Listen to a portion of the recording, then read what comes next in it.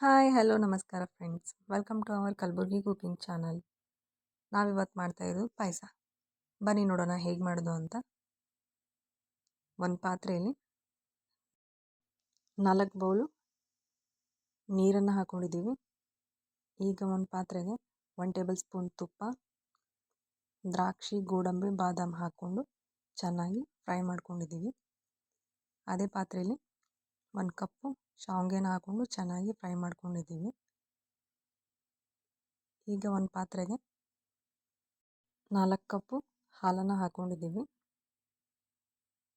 ಈಗ ಇದು ಶಾವಿಗೆ ಚೆನ್ನಾಗಿ ಫ್ರೈ ಆಗಿದೆ. ಇದಕ್ಕೆ ಸ್ವಲ್ಪ ನೀರು ಹಾಕ್ಕೊಂಡು ಕುದಿಸ್ತಾ ಇದ್ದೀವಿ.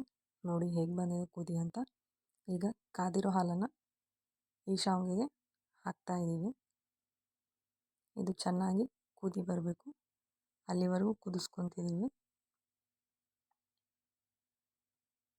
ನೋಡಿ ಈಗ ಇದು ಚೆನ್ನಾಗಿ ಕುದಿದೆ. 1 ಬೌಲ್ ಸಕ್ಕರೆನ ಹಾಕ್ತಾ ಇದ್ದೀವಿ. ಇವಾಗ ಇಲೈಚಿಯನ್ನು ಹಾಕೊತಾ ಇದ್ದೀವಿ. ಈಗ ಫ್ರೈ ಮಾಡ್ಕೊಂಡಿರೋ ಡ್ರೈ ಫ್ರೂಟ್ಸನ್ನು ಹಾಕೊತಾ ಇದ್ದೀವಿ.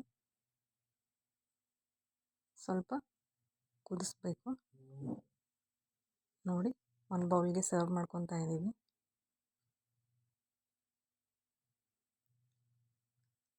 ಲೈಕ್ ಮಾಡಿ, ಶೇರ್ ಮಾಡಿ, ಕಮೆಂಟ್ ಮಾಡಿ, ಸಬ್ಸ್ಕ್ರೈಬ್ ಮಾಡಿ, ಬೆಲ್ ಐಕಾನ್ ಬಟನ್ನ ಪ್ರೆಸ್ ಮಾಡಿ. Thank you for watching.